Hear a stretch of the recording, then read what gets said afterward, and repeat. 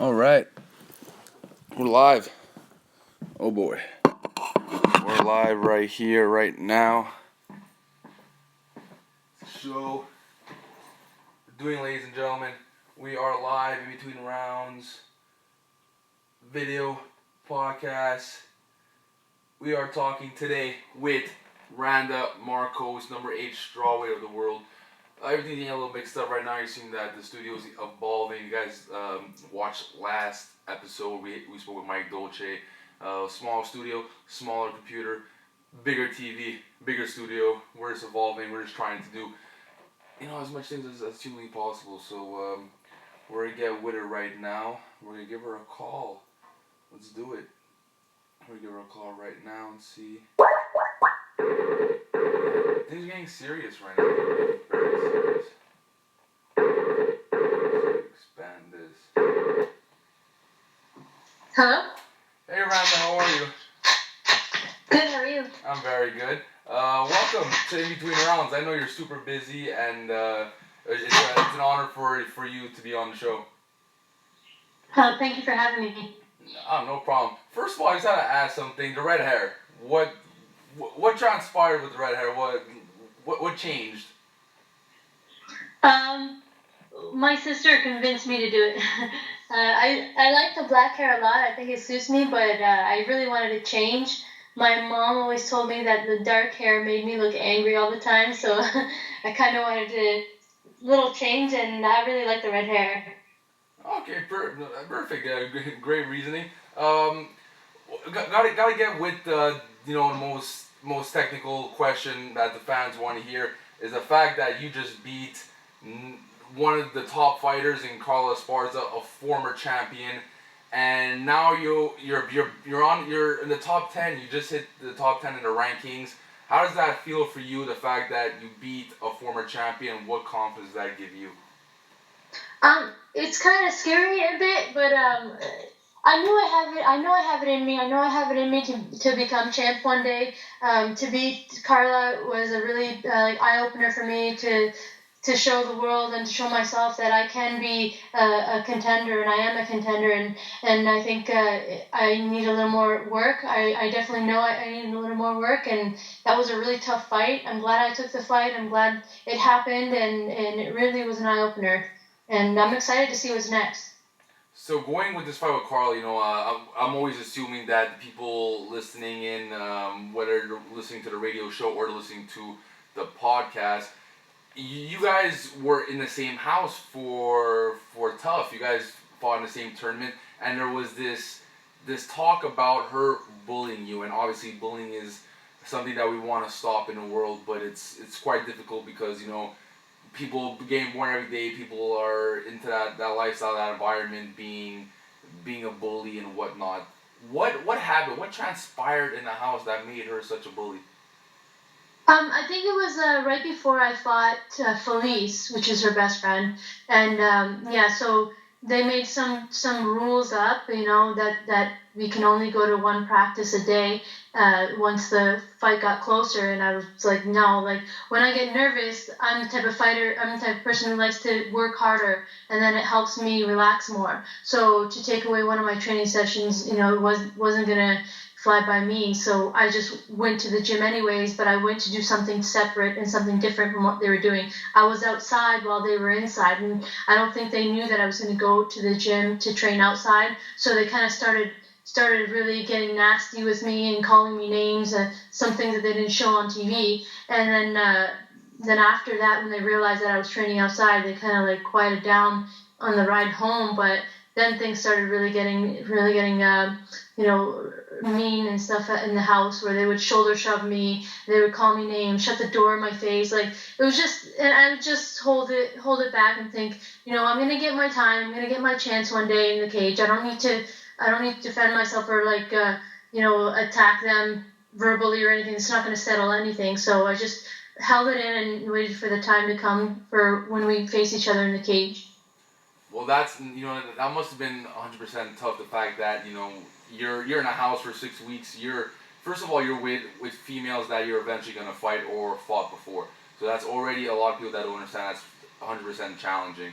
And then you have Carla, who eventually became champion and was champion in her own promotion, there was you kept your composure a lot, and like you said, that in the show they didn't show that. They didn't show that she was the bully. They didn't really go inside the world of Carla and Felice. Obviously, they're best friends. They have each other's back, and they'll say whatever they have to say. Were you mad watching the show and seeing that they were taking more of Carla and Felice's side rather than showing how mean and being a bully to you? No, actually, I wasn't mad or anything because this is a show for everyone to watch, and I think if they did show stuff like that, people would really hate our division, and I wouldn't want everyone to hate our division. I think they did portray them okay. There's a lot of things they took out, which I think they took out for good reasons because it really would have made them look really bad. But whatever. I don't care how they looked. I already know what happened to me and how they treated me. Whether they think it wasn't serious or not, I know I'm the one who's taking this in. I'm the one who's being attacked. So I didn't care as long as I got to see them in the cage. That's my time to. Whatever anyone thinks, whoever's watching, whatever anyone thinks, it doesn't matter. I'm the one who's going to face them in the cage eventually. Okay, and now let's fast forward time, and we'll go to a couple weeks ago. Now you fought Carla. You fought a girl who is a dominant wrestler. She is known for her wrestling in every aspect. She's tough, and even when she's getting outstruck or everything that goes for her favor or doesn't, she always goes for that takedown. You fought a fight that we don't normally see from you. Your footwork was something that we never seen before. You were on your toes. You were laying extremely low, assuming that you were expecting multiple takedowns from her. But the movement that you showed, you're showing a lot of growth. What's changed in the last couple of years, and how and why are you adapting to this new style of fighting? Well, I changed gyms in the last 4 months, 6 months, something like that. I've been working with Coach Glove. I went back to my old wrestling team that I started off with when I was only in high school, and just being surrounded with positive people and just everyone's wants me to see me succeed. And going back to my wrestling really forced me to stay at a low level, and because that's the one thing I learned in wrestling was if you want to beat another wrestler, you got to stay lower than them. You got to be below their head, and that's one thing that I repeated over and over and over. Even in boxing, he had me, keep my hand out there and then also stay lower than my opponent. And it was just from constant repetition and just going back to old wrestling habits of staying low that really helped me develop a good style against Carla and helped me develop a lot more in all parts of my game. Another thing I wanted to touch up is that I say this a lot, and I say this with every fighter, coach, and analyst, and we all come to a same conclusion that the ranking system is extremely poor. It's outdated, and to me personally, I think it's the stupidest thing on planet Earth. It's pretty much you're trying to compare who's stronger than who, but it's the fight game. Anyone could beat anybody. I understand the champion should be one, and you have rankings for number one contendership. But for your situation and why I find it stupid, and you could disagree if you want to, Carla Esparza prior to your fight was number 3 in the world.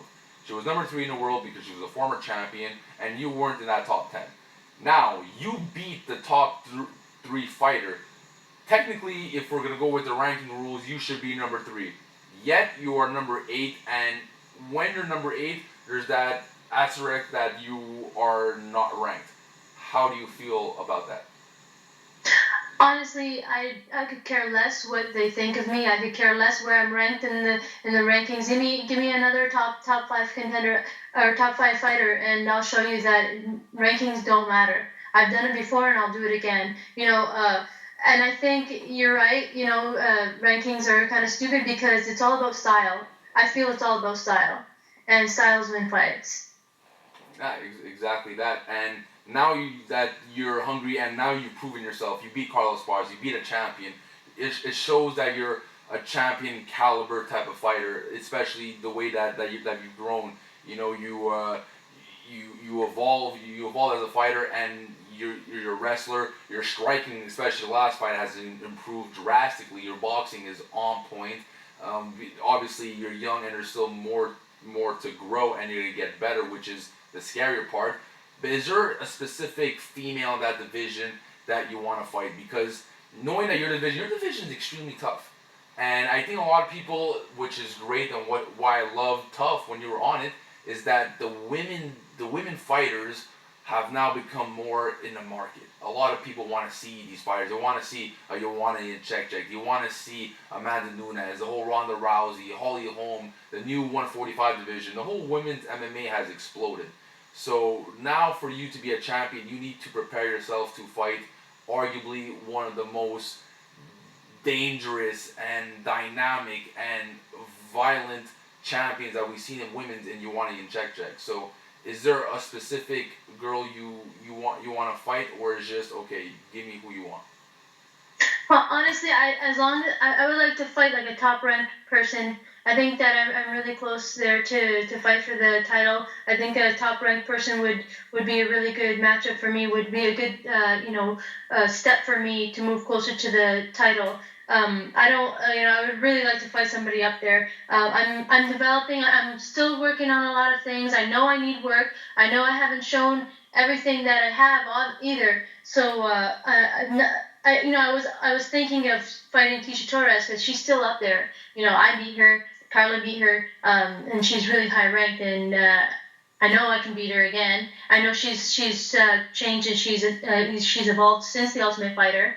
I think that would be a great match. But anybody who's up there in the rankings, I would really like to take next. It's amazing that you said Tisha, because it all makes sense. Joanna's fighting Jessica for the title. Claudia's fighting Carolina. Rose is fighting Michelle Watterson. So now the only girls that are ahead of you at this point is Tisha Torres and Joanne Calderwood. Carla, for some reason, is above you, which doesn't make sense because you obviously beat her. So now you have two women free to fight, and Tisha Torres, that would be an amazing fight, especially that you guys know each other, and you guys stylistically, it'd be a great fight. So would you want to fight her soon? Or if the opportunity opens up that you could fight either a Rose, you could fight Claudia or Carolina, would you rather take that top opponent, or is Tisha, it's a good stepping stone for your career for you to evolve as a fighter? Well, Tisha would be a good fight, but honestly, if they gave me somebody else before the time comes, but I would not turn a fight down. I would definitely not turn one of those fights down. I'm still working on things, and I think fighting a tougher opponent, I just bring a different side to me. I've made a lot of mistakes in the past, and they don't define me. So I feel like I got a lot to prove, a lot to show, and a top ranked person, whoever it is, if they come to me, I have a 40-day suspension. They come to me after that, I will not turn it down. All right. You said that now you're in different camps. You change a lot. What made you change camps? Was there some sort of dispute? Was it because you weren't getting better in the other camps? What made you switch? I just feel like I'm not getting what I need in a team environment. I need more one-on-one. I'm not at. I feel like I'm at a point in my career where I need that one-on-one and just getting exactly what I need to accomplish my goals and to move forward and to develop a better style. And also like in gym sometimes people want you to do certain classes that don't if I don't want to do something, if I don't feel like it's necessary for what I'm doing, or if I think another class is more important for me, then I'd like that decision to make on my own, where it's like people get mad at you. In the past, people have got mad at me for taking a different class rather than going to a kickboxing class. I want to do jiu-jitsu. I don't need that in my life. I don't need that in my career right now. Somebody to get mad at me because I'm going to jiu-jitsu instead of kickboxing. And I found that really made me realize that I need to focus on me and not what the gym wants from me. So just going to different places and having great people around me that are helping me and want me to do better I feel that is a better fit for me. I find you're showing a lot, and especially now the UFC, the whole thing with stars. You have Connor, he's MIA, whole Ronda, John Jones. You need a lot of stars, and I said it time and time again that you have you have that story, you have that mentality that you could be a star. People will buy your pay-per-views if you would ever main event, because you have that real attitude that, what, I'm gonna get what's mine, and I'm gonna do the right thing, because you're generally a nice person. Is like you said on Tough. You had women bullying you, and you didn't overreact. You stayed confident, you stayed calm. You essentially beat both girls who bullied you, which, if that's not someone to look up to, I don't know what is. And the fact that you're different camps, and you don't want this hostility, you don't want this negativity, and that you'll leave and try to find better. Do you find that's gonna be the best part for you to be a rising star? First of all, thank you. I appreciate that. um, well, I'm just myself. I came into the sport for one reason. Is to be the best that I can be. I started wrestling because I wanted to be the best that I could be. Then I got into jujitsu because I wanted to see how far I could take it. And now I'm in MMA and I want to see how far I can take it. And nothing's gonna stop me. And if people can see my drive and like it and want to follow me and want to watch me continuously improve, you're going to see. I know I will hold that belt one day. I know I will. Every time I look in the mirror, I tell myself that you are the champ. Like, you will be. Just keep working hard. And I'm just a normal person who has a dream, and I'm following it, and I'm not going to stop until I get to where I need to go. And if people like that and people want to watch me do it, then it's great. Thank you. But I'm doing this for myself, and I'm doing this because I know I can do it. And that's the greatest thing that you can ask for a fighter, and that's, I think, the definition of a real fighter, someone who's just out to get them. And that's the difference that people have to understand. That, yeah, this is a sport, but at the same time, you're in a fight. You're essentially you're away from your family, from your friends, and you're in training camp because you're in a couple of weeks, couple of months, you're going against somebody that's trying to take your will, trying to take your dream away. What what makes you stay sane? Because especially for me, a fighter, a former fighter as well, and training camp is probably the hard. It's harder than the fight. The fight is the easiest thing in the world. It's just the training camp and the mental stability and the physicality that training takes away from you. What keeps you going? What keeps you sane to be 100% ready for the fight? Just knowing that I sacrificed a lot to be here, knowing that I'm at the top of my game. I worked so hard to get here. It's just reminding myself of all the sacrifices I made to get here, and I'm not gonna go down without a fight.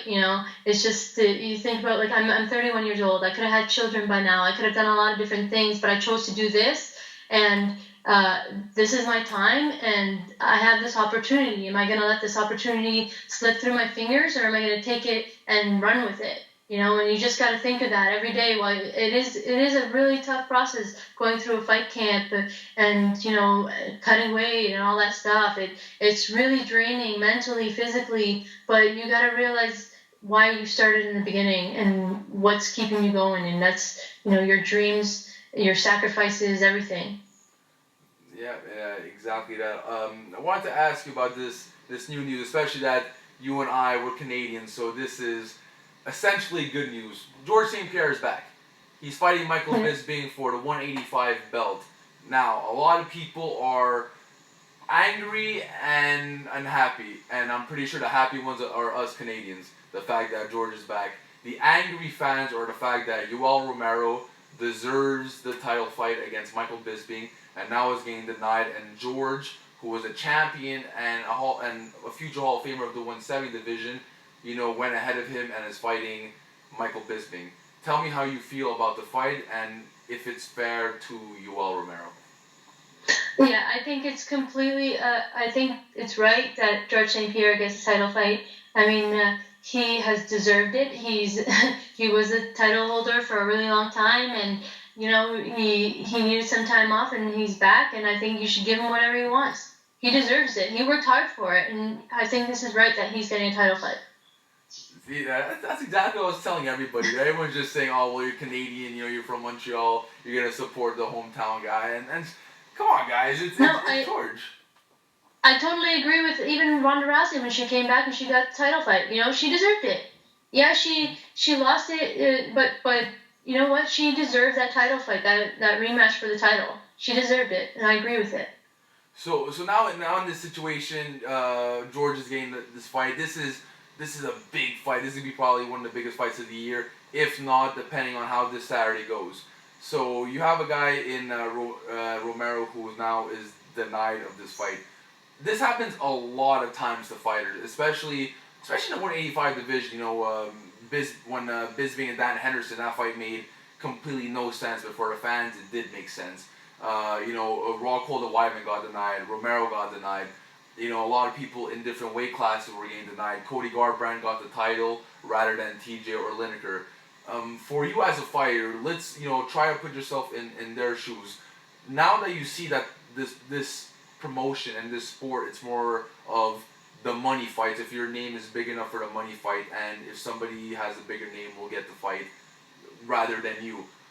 What's the move for you? Do you stay in that company? Do you stride and risk fighting somebody to go lower the rankings, or do you find opportunity elsewhere like Bellator or One and different promotions? I just keep thinking to myself, some things don't make sense at all, and you see some people headlining fights or fight cards, and you're just like, that makes no sense at all. But you know what? I just sit back and think my time's gonna come. I'm not gonna go somewhere else, and this is where I wanted to be from the beginning, and I'm here, and my time will come. You just have to work a little harder than others. I wanted to ask you this fight for me. I think it's a great fight because I'm obviously a fan of yours, not because I like your fighting style, but I have to represent. We're from the same country, representing the same place, so we got each other's back in a sense. Like you said, some fights don't make sense. These people have these main event spots that don't make sense. Paige Van Zandt. Let's be completely honest here. She's a great fighter, and the way that she got brought up into this fame is because of not the wrong reasons, but she sells, she does these commercials, Dancing with the Stars, and the fact that she could fight is great and all. For me, not saying this because you're on the show.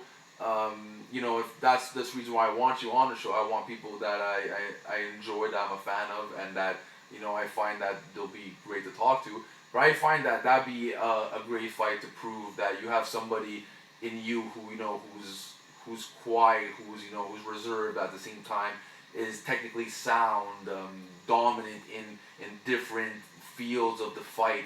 Would you think that'd be a good fight to for you to be a breakout star, for you to show the world like, okay, wow, like she beat the champion, and now she beat one of the face of your division.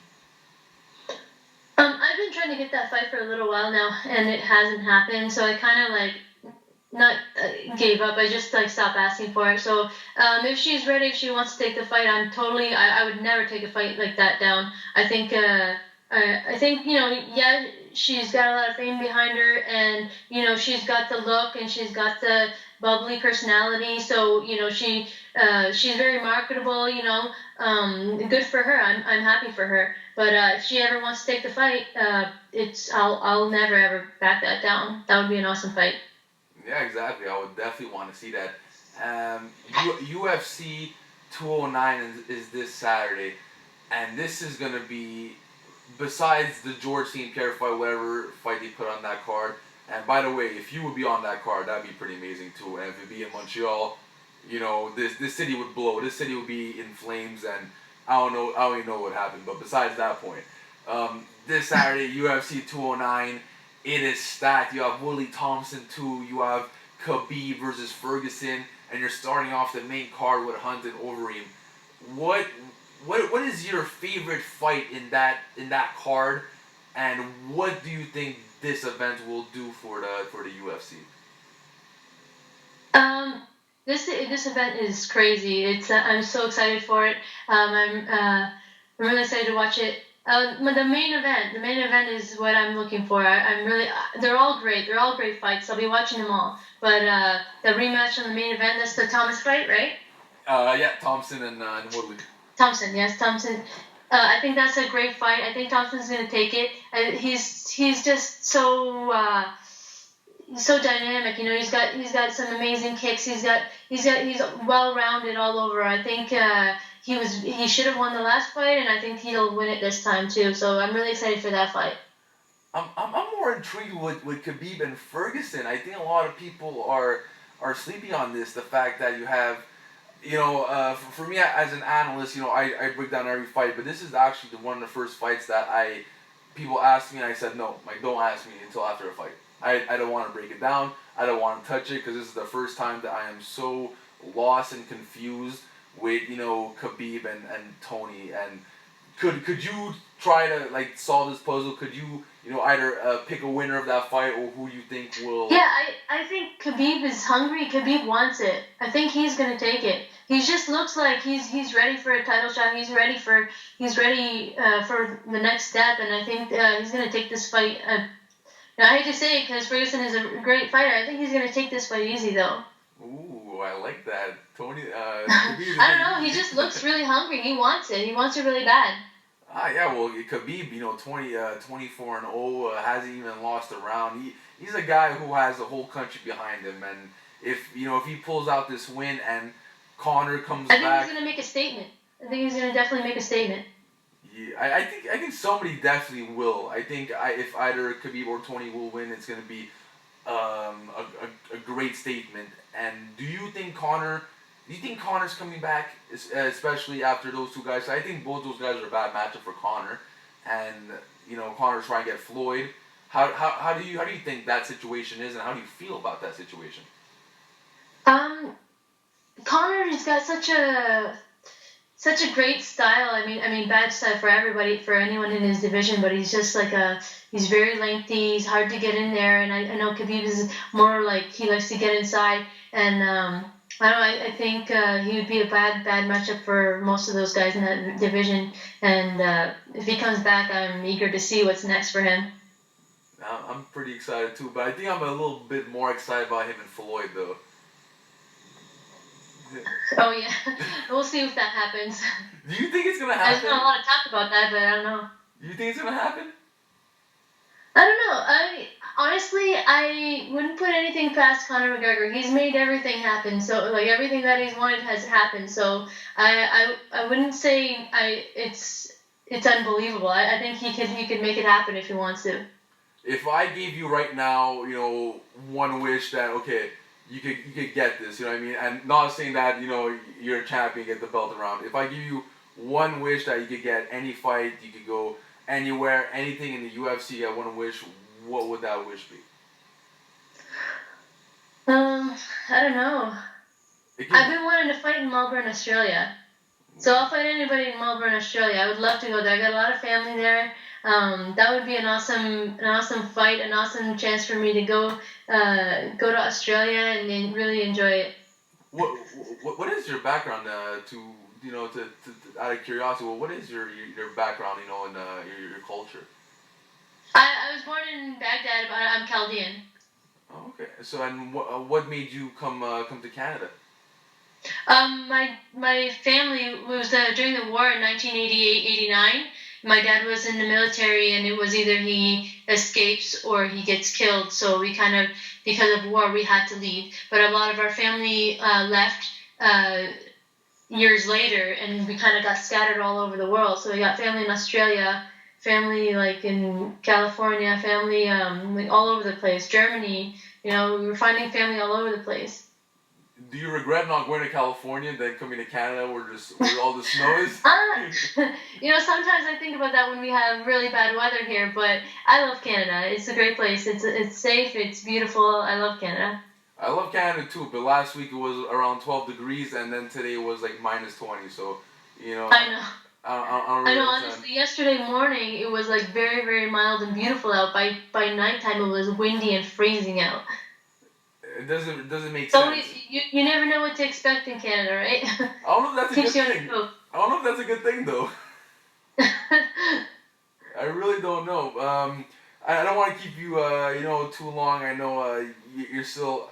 For me, if I was in your position, I'd probably still be on a high from that win. It was a remarkable winning. Obviously, congratulations to that. You have a medical suspension, and we see if on your Instagram that you're still training. You're back at it. What's the soon? How fast do you want to get back in that octagon if